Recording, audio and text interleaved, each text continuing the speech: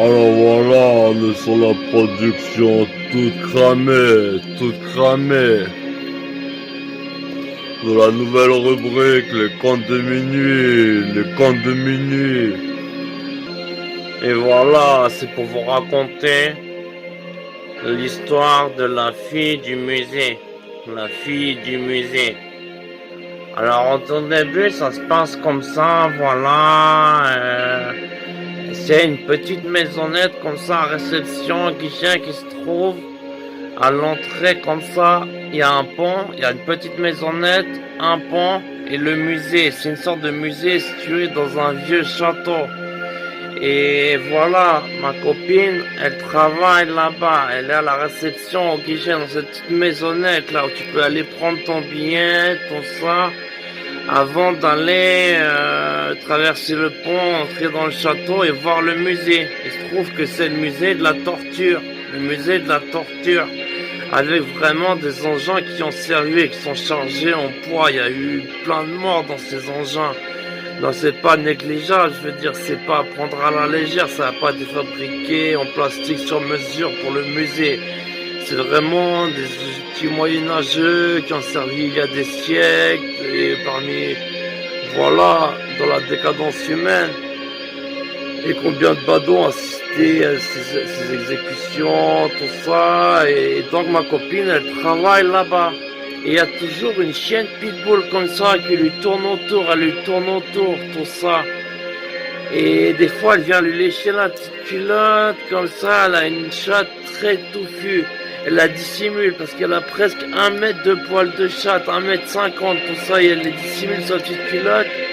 Et la chienne pitbull, elle adore, elle tourne autour d'elle, elle tourne autour d'elle, elle tourne autour d'elle. Et il paraît que tout le temps, quand elle tourne autour d'elle, il y a des corbeaux qui tournent autour du guichet, des corbeaux qui tournent autour du guichet, alors que la chienne pitbull, elle lui tourne autour. Elle sautille, elle lui prend la chatte, tout ça. Elle sautille, elle lui prend la chatte, tout ça. Et de temps en temps, la fille du musée, celle qui travaille à la réception, elle lui jette, voilà, un os avec toute la viande dessus, c'est bien charnu. Tout ça, elle lui jette un membre, elle lui jette un bras, un avant-bras, une patte, tout ça. Et le chien, il mange. Et après, il fait une sorte de... Il y a un liquide qui commence à sortir. Et la chienne, sa chatte, elle commence à mouiller. Elle mouille. Tu sais, ça commence, il y a un liquide tout noir qui sort de sa chatte et qui se répand sur le sol, tout ça. Ça sort de sa chatte, tout ça, et elle commence à baver. Et elle arrête de sautiller, elle se sent en paix. Et elle pose une patte comme ça sur... elle saute comme ça sur la jambe gauche de sa propriétaire, la fille du musée, c'est qui travaille au guichet là, au guichet du musée. Le musée du salon de la torture. Le musée de la torture. Et donc, voilà, de son petit poste aussi où elle prend l'étiquette, elle donne l'étiquette, elle prend l'argent, tout ça. Et elle observe, voilà, elle voit chaque pièce du musée, elle voit les gens qui y sont, tout ça. Et voilà. Et donc, les gens qui y vont, tout ça, ils voient, ils passent de salle en salle.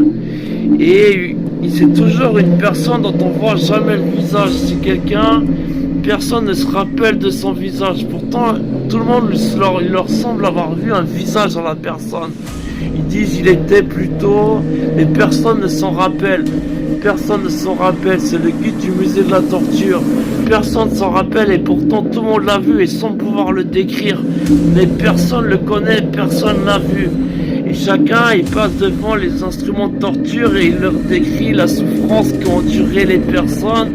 Par exemple, là c'était un veau sacrificiel, on mettait le feu par en dessous et ainsi brûlait la personne à l'intérieur sans pouvoir en sortir, alors qu'une essence obscure par en dessus, avec la chaleur commençait à tomber et fondre sur la personne et la faire la chatouiller de brûlure jusqu'à ce que mort s'en suive. Et là, voilà, la fille du musée, elle était très attentive parce qu'elle entendait aussi ce qui se passait dans le musée. Et alors que la personne dont on n'avait jamais vu le visage, n'avait jamais pu décrire le visage, les amenait de machine de torture à machine de torture, elle écoutait. Et il y avait la pesée des âmes qui se faisait. La chienne, elle continuait de tourner, de sauter sur sa chatte, Et ça, c'était toujours la journée qu'elle tournait autour de sa chatte pour sauter, voilà. Ça qui passait pas de chatte, les chouillait, on trouvait que ça langue très profondément. Je m'étais dit même qu'on voyait des fois deux langues sortir de la bouche de la fille du musée. La bouche de la langue de la chienne et sa propre langue à elle. Deux langues en sortaient. Comme ça, deux langues en sortaient. Et donc, voilà, et les corbeaux tournaient toujours autour. Alors que la femelle chienne, comme ça, tournait autour de la fille du musée. Et ça, c'était le jour. Et donc, il y avait la pesée des âmes. Chaque personne qui, voyait endurer cette souffrance de manière par procuration, certes, car elle n'était pas vécue en 7 ans, mais elle était bien décrite par la personne que personne ne pouvait décrire. Et il y avait 3 types de personnes. Il y avait les satanistes qui alors en riaient avec respect. Il y avait les porcs qui en ricanaient du mépris de leur prochain, de sa souffrance. Et les personnes qui en étaient choquées. Et la deuxième partie intéressait particulièrement la fille du musée. Car la nuit venue, les personnes qui avaient ricané se trouvaient comme happées. Ils revenaient, leur âme revenait sur les lieux, elle traversait le pont, leur âme traversait le pont et elle se retrouvait dans le musée de la torture, dans toutes les machines de torture qui avaient procuré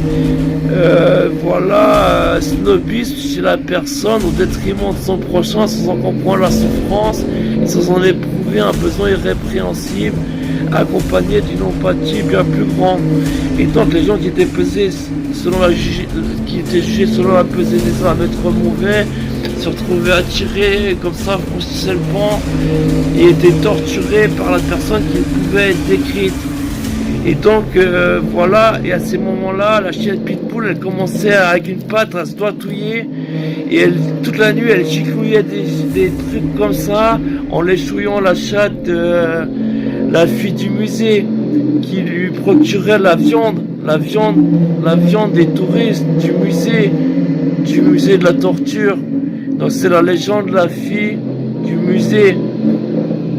Et voilà, paraît-il, dans ces moments-là, la fille du musée, elle avait les yeux écarquillés, tout ouverts et tout rouge, avec une lune noire à l'intérieur.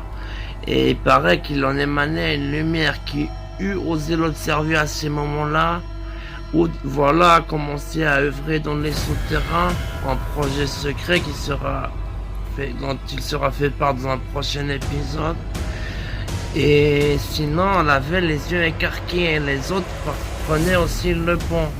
Et une autre, un élément croustillant est que beaucoup de légendes affirment que la chienne Pitbull qui tourne autour est la personne que personne ne peut décrire, qui amène les personnes vers la pesée des âmes et qui exécute la nuit venue.